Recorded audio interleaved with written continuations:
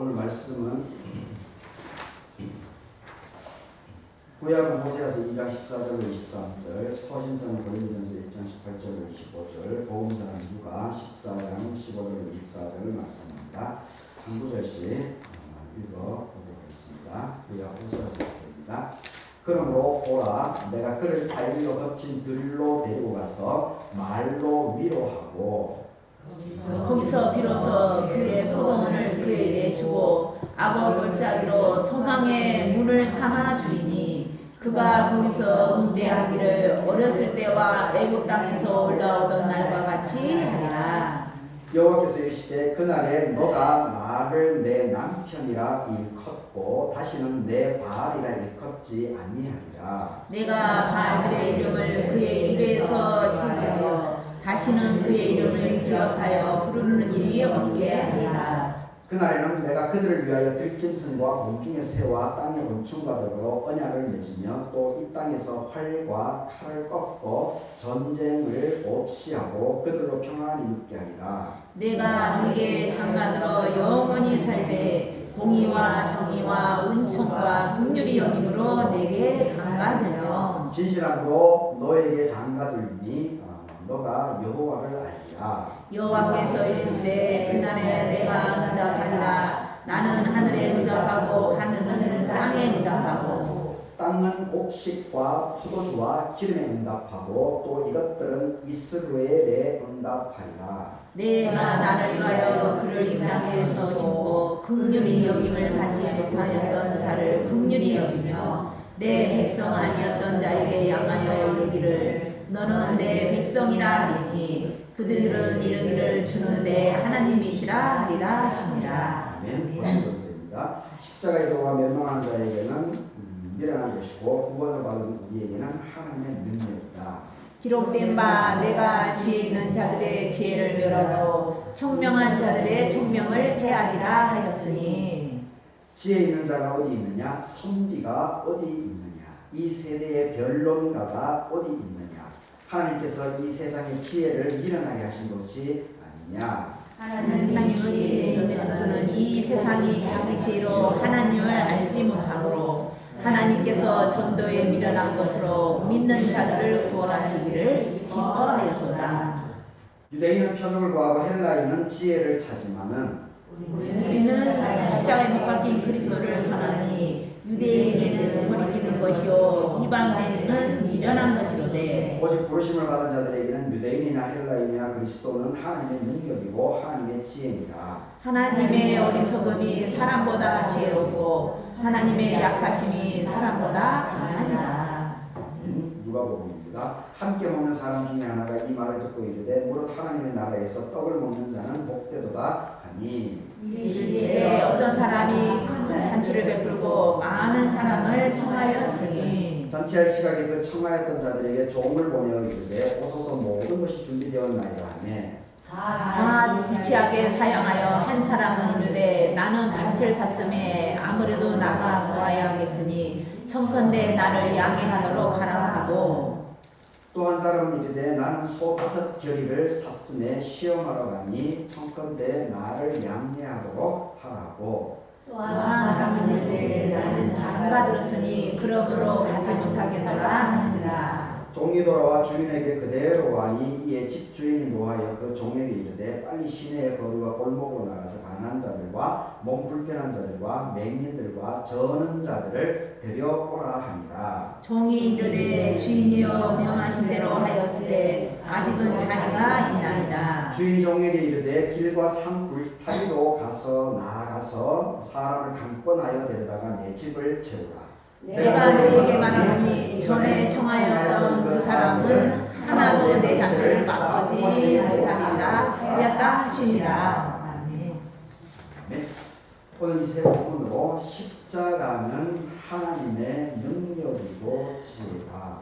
십자가는 하나님의 능력이요 지혜다. 1점으로 말씀을 생각해 보도록 하겠습니다. 오늘 성령 강림절 3번째 주일입니다.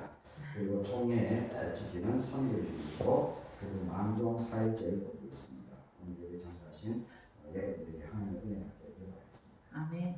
사진이 마음에 들어요? 집사님이 보내주셨습니다. 사진 너무 잘 찍었어요. 예술작품. 그 옆에 두 개 사진은 제가 저번에 갖다가 이렇게 찍은 사진 같이 해서 편집해서 나왔습니다. 하여튼 그 어머님의 그 80년째 축하드립니다. 쉽지 않았을 텐데 수고 많았습니다. 늘 강건할 수 있기를 바라겠습니다. 아멘. 이 오늘 호세아서 2장의 대목 그 내용은 범죄한 이스라엘, 하나님 앞에서 우상 숭배하고 곁길로 빠진 이 이스라엘 백성들에 대해서 하나님께서 그것을 문책하고 징벌하고 멸망의 길로 보내는 것이 아니고 하나님께서 다시 자비와 은혜를 베풀어 주셔서 온전하게 하나님을 내 남편이다, 내 아버지다라고 다시 하나님을 온전하게 관계 맺기를 하게 되면은 하나님께서 더 큰 은혜를 지속적인 축복을 주시겠다는 그런 참 귀한 약속의 말씀이 호세아서의 오늘 내용에 나와 있습니다. 그리고 고린도전서 1장 18절로 25절에는 이게 이 사도 바울의 아주 이게 오늘 이제 이 본문을 중심으로 말씀을 전해드리려고 하는데 그래서 제가 오늘 십자가는 하나님의 능력이고 지혜다라고 이렇게 제목을 잡았습니다. 그리스도, 예수 그리스도가 하나님의 능력이고 지혜라는 이 사도 바울의 이 아주 깊은 이 통찰력과 이 안목 그리고 사도 바울의 이 깨우침 이것이 아주 이게 강력합니다. 그리고 파워풀합니다. 이것만 우리가 마음속에 깊이 새기더라도 우리가 이 하나님의 은혜 가운데 온전히 살아갈 수 있지 않을까 그런 생각을 합니다. 누가복음 14장에는 이 천국 그 잔치에 대한 이야기죠. 잔치에 대한. 근데 잔치를 베풀었는데 사람들이 핑계를 대죠. 사람들이 핑계를 대서 소를 샀고 그리고 새로 장가들었고 그러니까 우리가 그것을 살펴야 된다면서 오지 않습니다. 그래서 이 주인이 어떻게 합니까? 명령을 하죠. 종들에게 거리로 나가가지고 사회적으로 종교적으로 무시받는 사람들, 인간 대접을 받지 못하는 사람들, 사회적으로 냉대를 받는 그 사람들을 다 데려오고 얘기를 해주고 있습니다. 이것도 상당히 상징적입니다. 이런 부분, 이 기독교의 아주 핵심적인 구약의 아주 핵심이죠. 핵심적인 부분을 예수님께서 비유로 이렇게 그 당시 이 종교 권력자를 향해서 아주 깊은 독설입니다. 심한 독설입니다. 얌전하게 비유로 하는 것 같지만 그 당대 종교 권력자들을 향해서 그 칭호를 얘기하면 성경이 뭐 예수님께서 그런 말씀이 종종 나왔지만 독사의 자식들이라고 그런 것이 나왔지만 우리 말의 의미로 우리 문화에서 우리 말로 독사의 자식들이라고 하는 것은 제가 이런 죄송하지만 개자식들아 이런 거 개자식들 그거하고 동일한 문화적인 의미를 갖고 있는 그러니까 참 우리 예수님이 보통 사람이 아닙니다. 오냐 하는 그런 분이 아닙니다. 물론 이제 사랑을 강조하시긴 했지만 그럼에도 불구하고 분명히 힘, 권력과 돈 이런 것을 가지고 사람을 무시하는 것, 인격을 존중하지 않는 것 그런 부분에 대해서는 가차없이 예수님께서는 아주 강력하게 거기에 대해서 맞대요. 참 우리가 그리스도인으로서 이 예수님의 이 모습을 우리가 완전하게 잘 이렇게 이해하고 그것을 배울 필요가 있습니다. 그래서 이 땅 물론 우리가 죽은 이후에 이제 하나님의 나라에 가는 것도 사실이지만 그리고 우리가 현실적으로 육신의 몸을 입고 있는 이 땅을 하나님 나라로 만들어 나가는, 변화시켜 나가는데 바로 예수님의 그러한 정신, 그러한 마음을 온전하게 더 깊이 있게 이해하게 될 때 불의와 타협하지 않고 의롭게 정의를 세워나가는 일에 더욱더 힘을 받는 줄 믿습니다. 그 고린도전서를 보게 되면 18절에 아주 유명한 말씀이죠. 십자가의 도가 멸망하는 자들에게는 미련하다고 얘기하고 있습니다. 미련하다. 그런데 구원을 받는 우리에게는 하나님의 능력이 된다. 이 사도 바울 이 사람 어떻게 글을 어떻게 이렇게 잘 쓰는지 모르겠어요. 어떻게 글을 이렇게 아주 십자가의 도라고 하는 것이 뭡니까? 예수님께서는 아무런 잘못이 없죠. 죄가 없죠. 그런데 예수님께서는 십자가의 죽음의 길을 선택해갔죠. 왜 그렇습니까? 그런 죽음의 길을 가야만 그 악을 패할 수 있기 때문에 그렇습니다. 그 당대 종교 권력자들의 그 무지막지한 폭력, 율법을 악용해 먹는, 하나님의 이름을 빙자해가지고 자기의 입속과 자기의 권력을 유지하려고 하는 그런 악한 이 악을 패하기 위해서는 예수님께서는 죽음의 길로 나갈 수밖에 없었습니다. 그래서 결국은 예수님의 이 십자가의 죽음, 이 십자가의 도, 이것으로 말미암아서 우리가 어떻게 고백합니까? 전 인류를 구원했다라고 이렇게 얘기를 하지 않습니까? 그런데 일반인들, 대부분 사람들은 내 목숨이 끊어지는 그 자체를 저거 병신이야, 저 바보야, 멍청한 놈이야. 자기 목숨이 중요하지 뭘 자기 목숨을 버려가지고 뭘 나라를 구한다고, 좀 미친 등신 같은 놈, 이렇게 일반적으로 다 얘기하지 않습니까?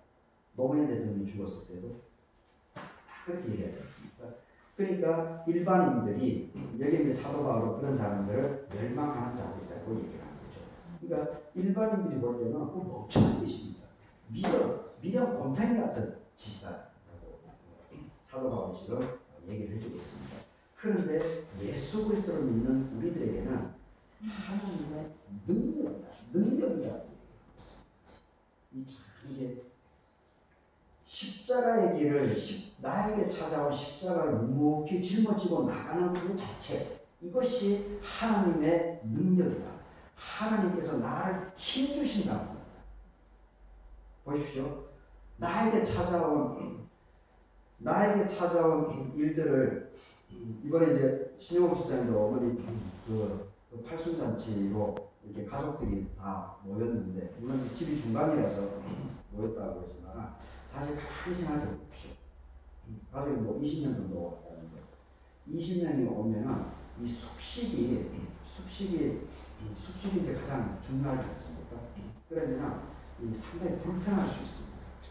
불편할 수 있는데 만약에 그것을 이렇게 튕겨낸다라고 생각해 보십시오. 오지마.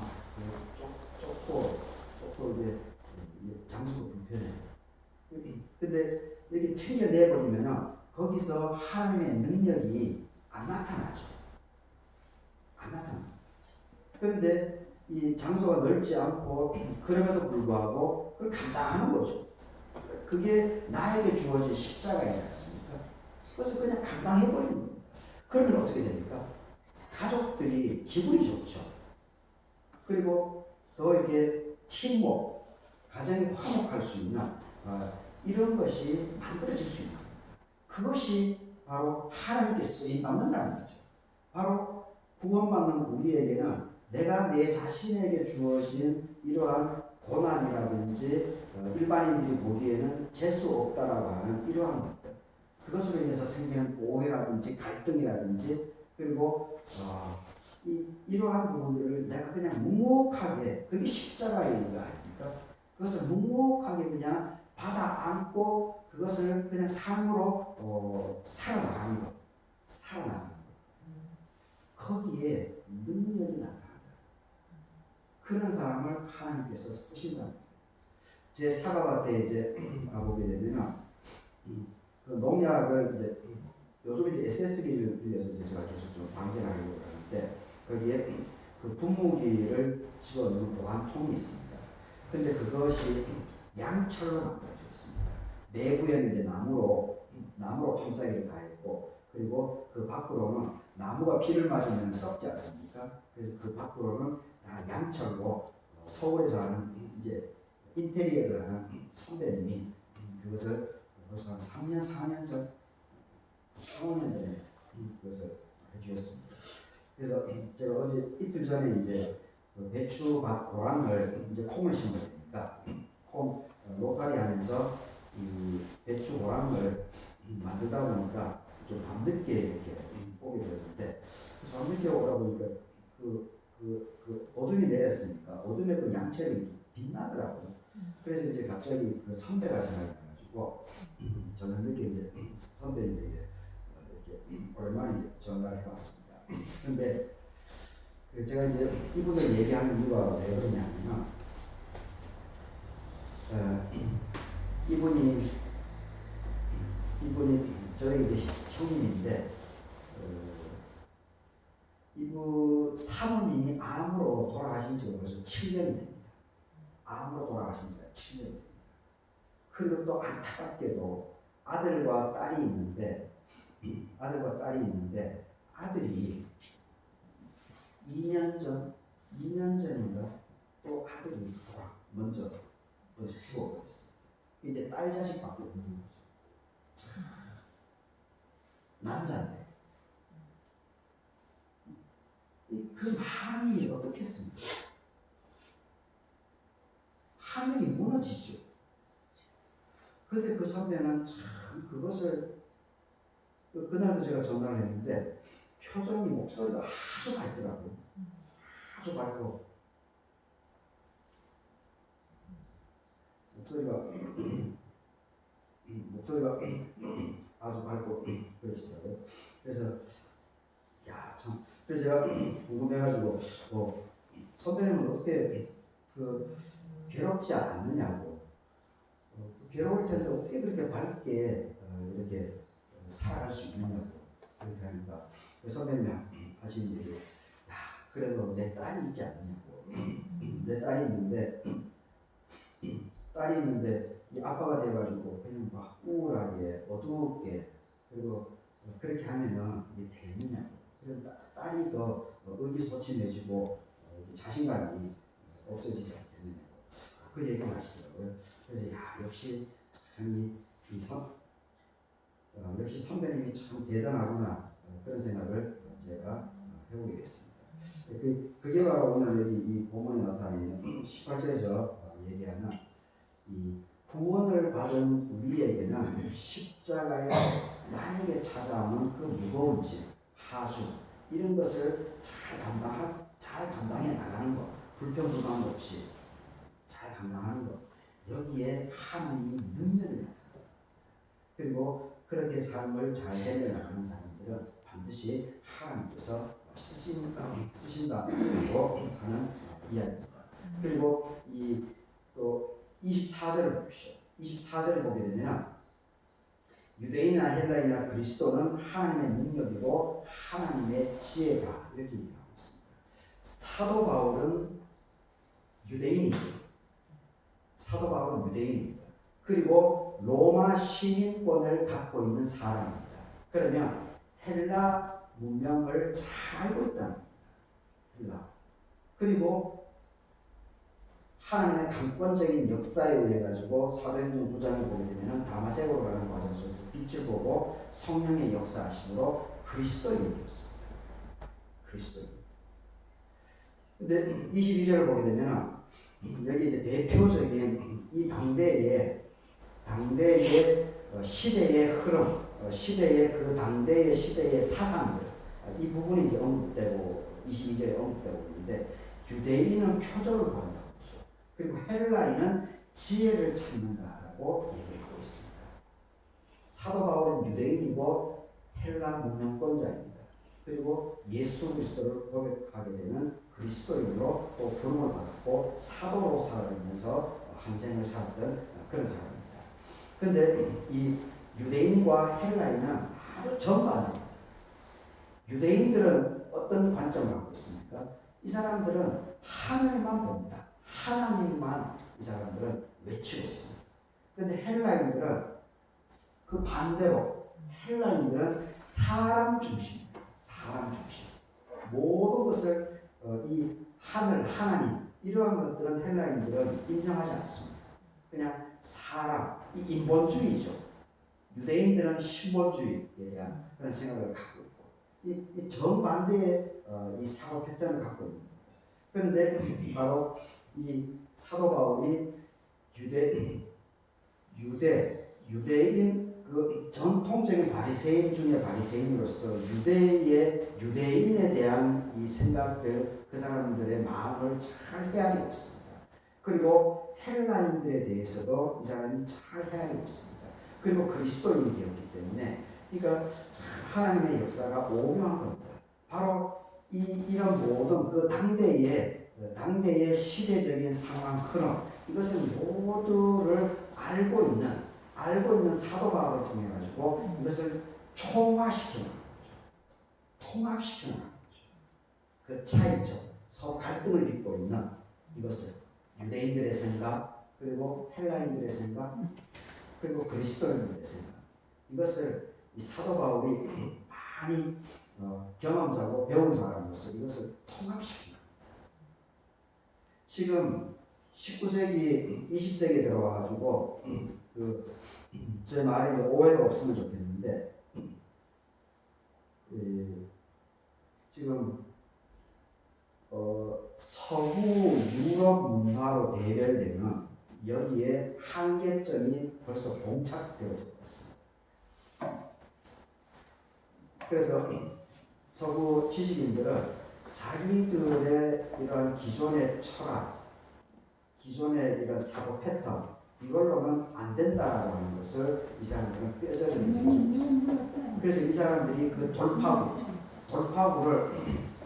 돌파구를 어디서 찾는가 하면 불교에서 찾고 있습니다. 많은 사람들, 화이트라든지 이런 사람들이 불교에서 힌트를 찾아내고 있습니다. 근데 우리는 기독교이기 때문에 불교를 무조건 이렇게 배척을 하고 있는데 저는 그러한 모습은 좋은 모습은 아닌 것 같습니다. 좋은 모습은 아닙니다. 이 바로 이 사도 바울이 강력한 리더십 그리고 사도 바울이 지금 2000년이 지난 지금도 사도 바울의 영향력은 막대합니다. 이 사도 바울은 왜 이런 영향력을 지금까지도 미치는 겁니까? 바로 유대인으로서 그리고 헬라 로마 시민권을 가졌으니까 헬라인이죠. 그리고 그리스도인으로서 이 서로의 이 차이점들을 이 사람들이 그 자체를 깊이 있게 이해를 하고 알았던 겁니다. 그러면서 예수 그리스도 하나님에 대해서 온전하게 예수 그리스도를 통해서 십자가의 도라고 하는 그 개념으로 이것을 잘 융화시켜야 돼요. 통합을 시켜야 돼요. 그러면서 오늘 얘기하는 이 그리스도는 하나님의 능력이고 이 하나님의 지혜다라고 하는 것을 이렇게 앞세워 나가는 겁니다. 그러면서 이 사도 바울에게 있어서 23절을 보게 되면 십자가에 못 박힌 그리스도를 내가 전한다라고 얘기를 하고 있습니다. 십자가에 못 박힌 그리스도 이것이 바로 유대인들이 그렇게 구하는 표적이라는 겁니다. 참된 하나님이라는 거죠. 참된 하나님. 유대인들이 하나님을 맹종하니까. 근데 하나님에 대한 표적이 바로 이 십자가에 못 박힌 그리스도라는 겁니다. 하나님이 인간의 몸을 입고 예수 그리스도 이 땅에 태어난 거죠. 하나님이 육화된 거죠. 인카네이션 된 그 부분이 아닙니까? 그런데 그 하나님이 인간을 위해서 이 악이 관영한 그리고 권력이나 권력을 이용해서 율법을 하나님을 악용해서 자기 이속을 챙기는 이 사회 구조에 있어. 이런 부분에 대해서 그 인간에 대한 책임의식을 느끼는 거죠. 그러니까 헬라인은 지혜를 구하는 건데 바로 그 십자가에 못 박힌 그리스도가 모든 헬라인은 사람을 중심으로 생각한다고 하는데 바로 예수 그리스도의 십자가에 못 박힌 그리스도 예수야말로 온전히 모든 인간들, 모든 사람들, 이 사람들에게 혜택을 줬다. 맞는 얘기죠. 이 사도 바울에게 아주 깊은 통찰력이 여기서 드러나고 있습니다. 십자가에 못 박힌 그리스도만을 정할 수밖에 없다. 그것이 바로 유대인들이 구하는 참된 하나님이라고 하는 증거, 표적이 바로 십자가에 못 박힌 그리스도라는 겁니다. 그리고 헬라인의 지혜, 인간적인 지혜를 찾는 거죠. 인간적인 지혜. 이런 문제들이 있는데, 이것을 어떻게 문제를 극복할 수 있지? 이렇게 하면 될 거야. 근데 우리 그리스도인들은 어떻게 합니까? 인간적인 고민도 하지만 또 하나님께 기도를 앞세우죠. 기도. 근데 우리 그리스도인들은 영과 육, 몸과 마음, 몸과 정신, 이것이 이 히브리의 근원적인 생각은 이것이 하나입니다. 하나. 이 몸이 정신이고 정신이 몸입니다. 이거 분리될 수가 없는 겁니다. 그런데 이것이 이제 그 로마와 그리스 문명이 들어오면서 이것이 분리 현상이 일어나면서 기독교 초창기, 지금도 뭐 그런 페달이 있지만 이 그노시스라고 하는 영지주의, 영혼 우원, 영혼 정신 우선으로 잡는 이 문제 현상들이 많이 나타납니다. 이게 참 쉽지 않은 겁니다.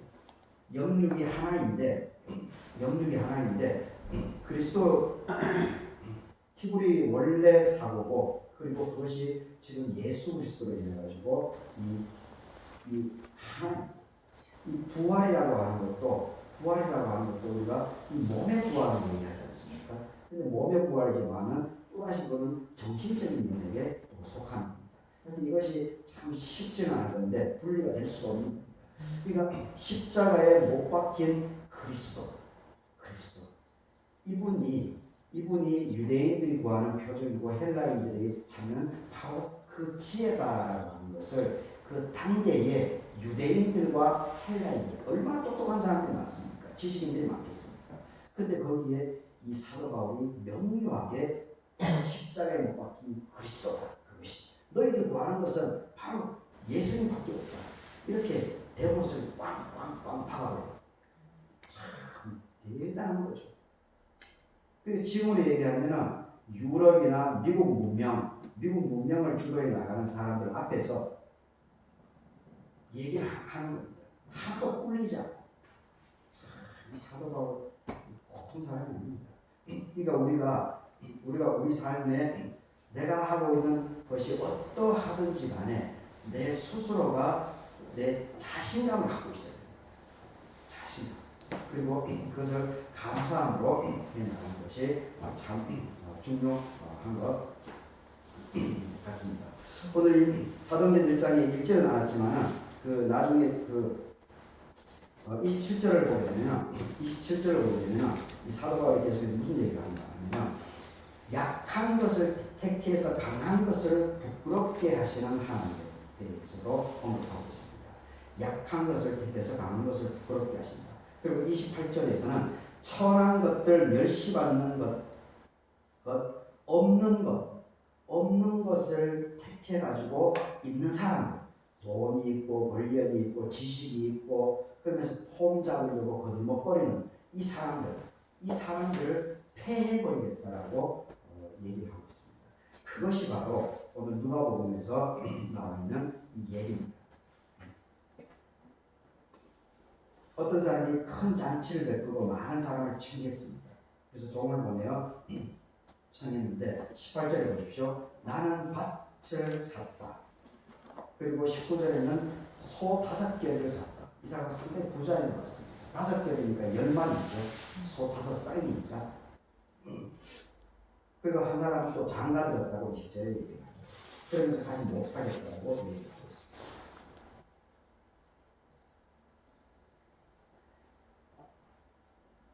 이 하나님의 초대에 그 잔치에 초대받은 첫 번째 사람이 유대인들이죠. 유대인들이죠. 그런데 유대인들이 어떻게 합니까? 우리 예수님을 알아보시고 그리고 예수님을 죽음으로 내려보죠. 바로 이 천국잔치에 유대인들이 거부를 해요. 하나님께서 자기가 친히 이 땅으로 내려오셨는데 그래서 알아보지 못하고 오히려 그 선민이라고 하고 하나님의 백성이라고 하는 분들이 오히려 무시하고 그래서 이 주인이 봅시오. 주인 21절에서 빨리 시내 거리로 골목으로 나가서 가난한 자, 몸 불편한 자, 맹인들, 저는 사람들을 데리고 오라고 합니다. 천국 잔치에 이제 사회적으로 종교적으로 무시받던 사람들, 인간 취급을 받지 못하는 사람들, 이 사람들에게 잔치에 참여할 수 있는 기회가 제공됩니다. 이게 바로 하나님의 나라, 하나님의 마음이라는 그것이 바로 예수 그리스도의 정신이라고 합니다. 있는 사람들을 하나님이 무시하지 않습니다. 돈이 있고 권력이 있고 지식이 있고 이런 사람을 하나님께서 무시하지 않습니다. 그리고 사회적인 약자 또한 하나님께서 무시하지 않습니다. 그런데 하나님께서 이 무시하는 것은 뭐냐면 이 자기가 뭔가 있다라고 자기 자신을 막 이렇게 거들먹거리면서 사람들을 무시하는 그것을 하나님께서는 아주 싫어하십니다. 그래서 우리가 늘 겸손하고 온유하고 그리고 섬김의 모습 그리고 이 주변 사람들과 더불어서 최대한 이게 서로 교류하면서 사람을 무시하지 않고 살아나가는 것 그것이 하나님께서 기뻐하시는 모습이라고 하는 것을 바로 21절을 통해서 우리가 보고 있습니다. 그러니까 결국은 이 사회적인 약자들 있는 사람들은 있다고 지금 막 이 잔치를 거부하지 않습니까?